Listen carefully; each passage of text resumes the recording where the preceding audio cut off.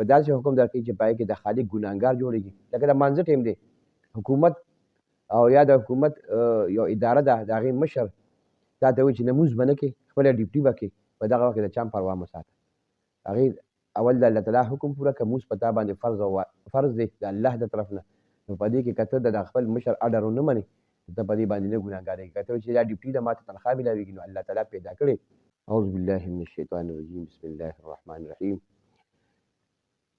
ویلې شوي دي چې ابراهیم علیه السلام ته وویلې شو، چا ترې تپوس وکړو لأي شیء اتخذک الله خلیلا، چې ابراهیم علیه السلام هغه درې څیزونه څه شی دي او هغه کوم اسباب دي، کومه وجه ده چې ته پې الله تعالی خپل خاص دوست جوړ کړي.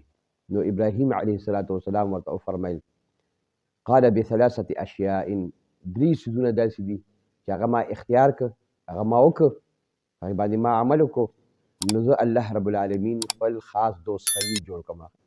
هغه درې څیزونه کوم دي؟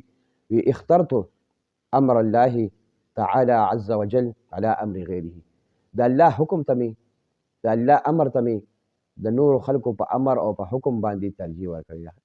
چې کله د الله حکم راغلی دی، د نورو خلکو حکم دا ما وروسته پرېښی دی، وروسته مې غورځولی دی. د الله حکم چې کوم دی هغه هغې ته مې ترجیح ورکړې ده.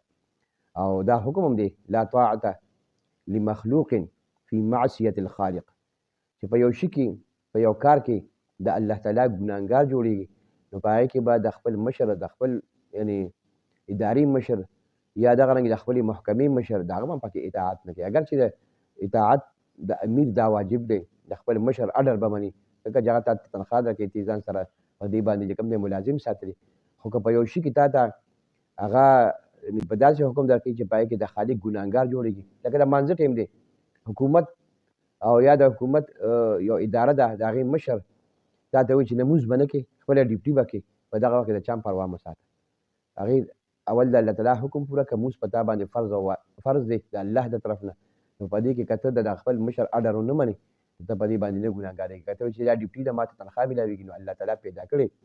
د الله تعالی چې کوم دی بنده دی، د الله تعالی حکم ته به په هر شي باندې چې کوم دی ترجیح ورکړي. نو ابراهیم علیه السلام وفرمیل چې اخترت امر الله على امر غیره، ما د الله تعالی حکم دا غوره کړی دی د نورو خلکو په حکمونو باندې او په اډر باندې. وما اهتممت بما تکفل الله لي، او هغه شي په فکر او په غم کې نه یم اچولی، غمجن کړی نه یم، فکرمند کړی نه یم چې هغې ذمه داري الله تعالی زما دپاره اخیستی، چې الله وایي چې زه یې ذمه وار یم. لکه رزق شو، وما من دابة في الارض الا على الله رزقها، او په ځمکه باندې هیڅ یو زنده سر داسې نشته مګر د الله تعالی په ذمه باندې د هغې رزق دی. نو د رزق په باره کې زه چېرته فکرمند شوی نه یم چې څه به خورم.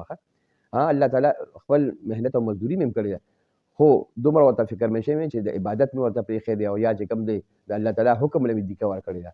ټیک ده، نو دومره فکر کې نه یم اچولی چې ګینې هغې دپاره ما د خوب نه راځي یا چې کوم دی ما د ارام نه راځي.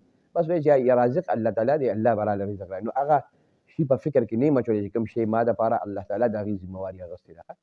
نو ځکه الله تعالی خپل خاص دوست جوړ کړم.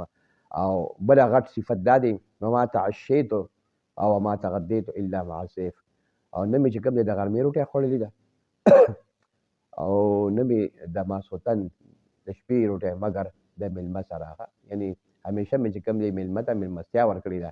نو دا هم یو لوی صفت دی، مهمان نوازي، په دې باندې الله پاک خوشحالېږي، په دې سره په رزق کې چې کوم دی برکت راځي، په دې کې د انسان نه غرور او تکبر چې کوم دی وځي، په انسان کې عاجزي راځي چې دی د میلمه سره چې کوم دی روټۍ خوري، په رزق کې برکت راځي. نو دا درې څیزونه مې اختیار کړي دي. نو په دې درې څیزونو باندې الله تعالی خپل خلیل او دوست جوړ کړی. زما عزتمندو که تاسو ورته خیال وکړئ، واقعي دا درې څیزونه، دا درې خبرې چې کوم دی ډېر لوی او عظیم خبرې دي. نو پکار ده چې مونږ او تاسو هم دا صفتونه، چونکې د پیغمبرانو اعمال، د هغې سنت، دا د خلکو دپاره او د امت دپاره چې کوم دی یو سبق او عبرت وي، نو پکار ده چې مونږ په دې باندې یعنې عمل وکړو. واخر دعوانا.